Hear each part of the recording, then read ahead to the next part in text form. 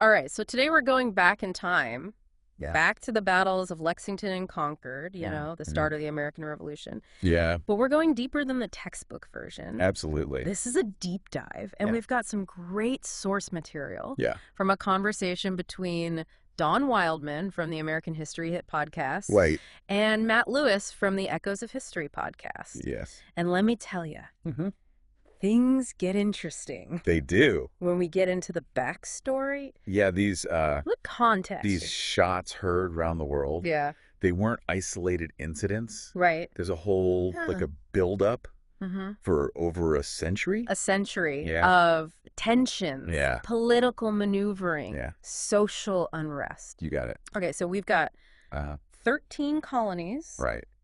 each with their own relationship with Yeah. Great Britain. Yeah.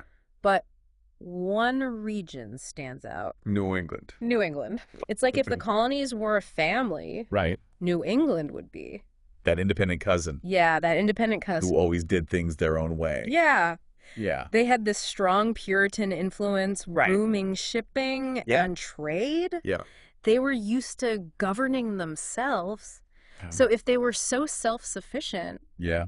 why did Britain even bother trying to control them? Well, for a while, Yeah. there was this Uh-huh. unspoken agreement. Okay. It was called salutary neglect. Salutary neglect. So basically, the colonies could do their own thing Uh, as long as they were loyal okay. and they Yeah. contributed to the British economy. Okay, so it was win-win It was a win-win. until Right. until the 7 Years' War, Yes. which drained Britain's coffers. It did. So suddenly Yeah. they needed to recoup those losses. Yeah. And guess who became the prime target? The colony. It's like asking your roommate Yeah. to pay triple the rent Right. after you blew all your money. Exactly. I can see why they weren't thrilled. No, they were not. So it's a major shift. Power dynamics, major power shift. Okay. Then, Huh? to make things worse, Oh, King George III yeah. takes the throne Uh-huh. in 1760. All right. And he had a much stricter approach, Okay. more controlling Yeah. to colonial affairs. Okay.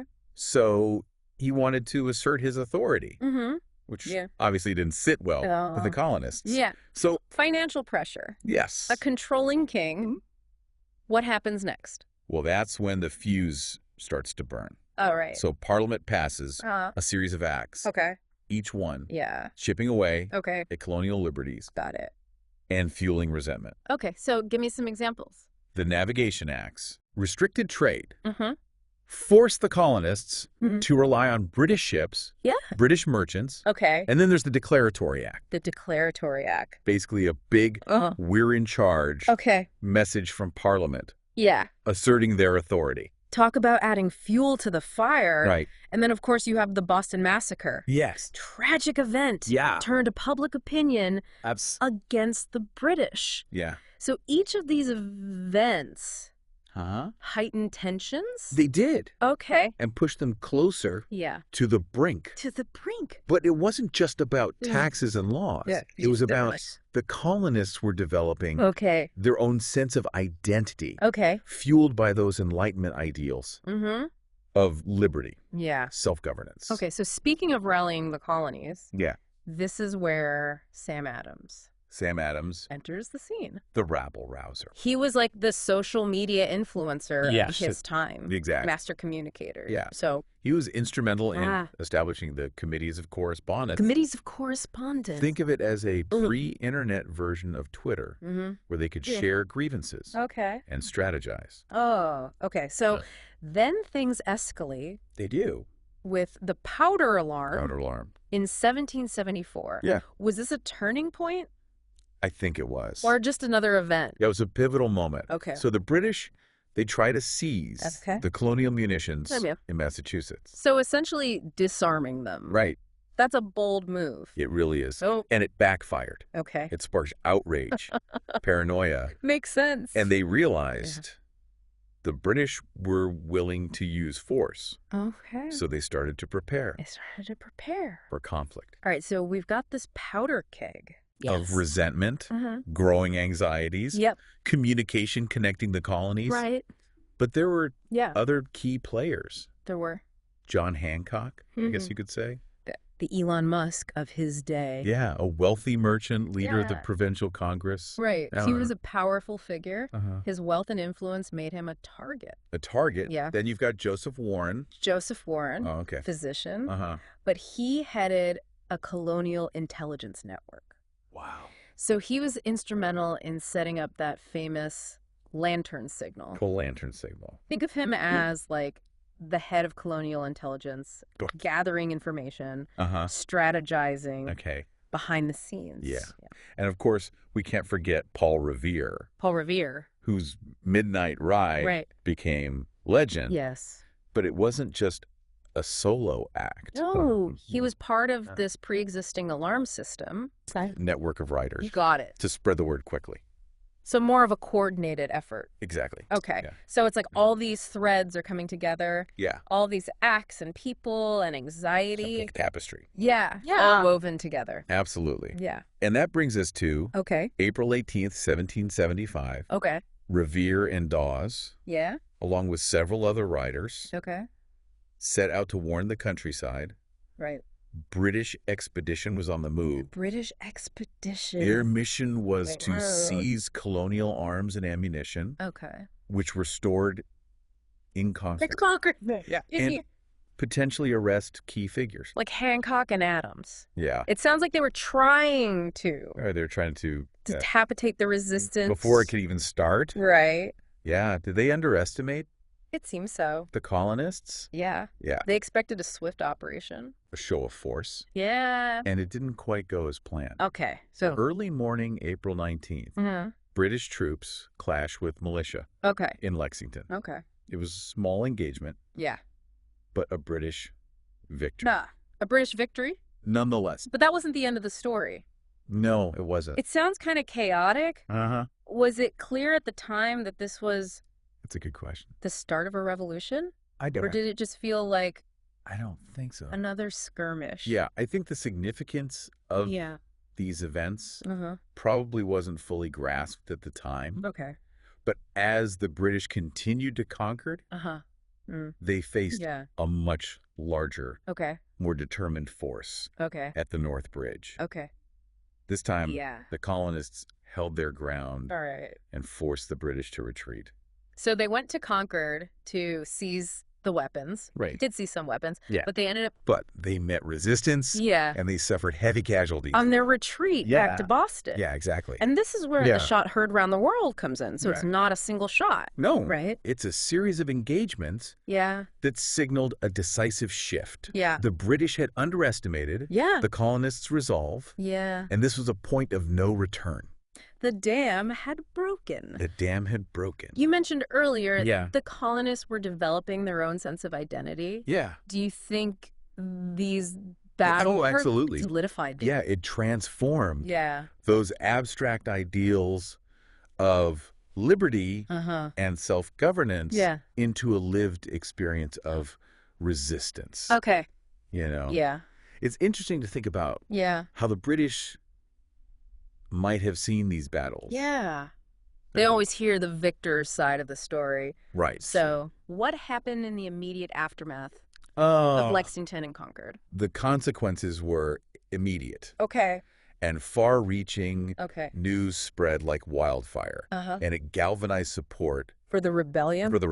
Across the colonies. Okay. Thousands of militia converged on Boston. Okay. Trapping the British garrison. So it wasn't just about ideology anymore. It was about...